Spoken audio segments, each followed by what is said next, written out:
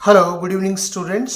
हम लोग आप लोगों की मदद के लिए कुछ सॉलिड पेपर्स की बारे में हम डिस्कस करेंगे। 2024 का जो यूजीसी नेट साइकोलॉजी 2024 में जो हुआ है, जो अगस्त में हुआ था, उसका कुछ क्वेश्चंस देखेंगे। हमारा एक क्वेश्चंस आया है हल्स अप्रोच के ज़रिए। जो क्वेश्चंस पूछा गया है, हल्स अप्रोच जो बताता है कि उसका मेन रीज़न जो बना था, उसका रीजनिंग क्या है। तो उसको उन्होंने चार ऑप्शन दिया गया है: हाइपोथेटिकल डिडक्टिव, हाइपोथेटिकल इंडक्टिव और हाइपोथेटिकल इंट्यूटिव और हाइपोथेटिकल टाउटोलॉजी करके दिया है।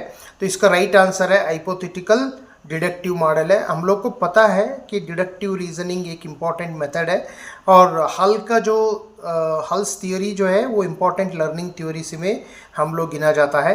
तो इसके अंदाज ये लगा सकता है कि आप हल्स थियोरी को थोड़ा सा बैकग्राउंड समझना पड़ेगा, तो बैकग्राउंड समझने से आपका और अच्छा समझ में आ जाएगा।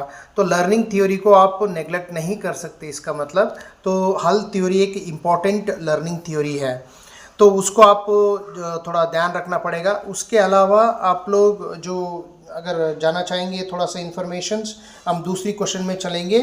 तो दूसरी क्वेश्चन में place the components of broaden and build model of positive emotions के बारे में पूछा है। इसका थोड़ा सीक्वेंस आपको लिखना पड़ेगा।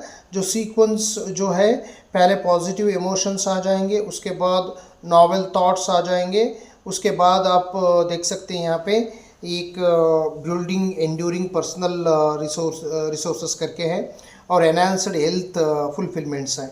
तो इसमें पॉजिटिव इमोशंस के बारे में थोड़ा आपको देखना होगा। एक पॉजिटिव साइकोलॉजी कंटेंट भी आप बोल सकते हैं इसमें। और इसका जो जो थ्योरी का जो दिया था, बारबरा फ्रेडरिक्सन करके, ये जो मॉडल उन्होंने दिया था, तो इसको थोड़ा आप ध्यान रख लीजिएगा। तो इसी तरह थोड़ा एनालिटिकल हो जाएंगे, तो आपका जो पेपर का जो तैयारी रहेगा वो अच्छा रहेगा। तो इसी वजह से मैंने आपको बताया कि और एक क्वेश्चन हम हर एक क्वेश्चन को डिस्कस करेंगे।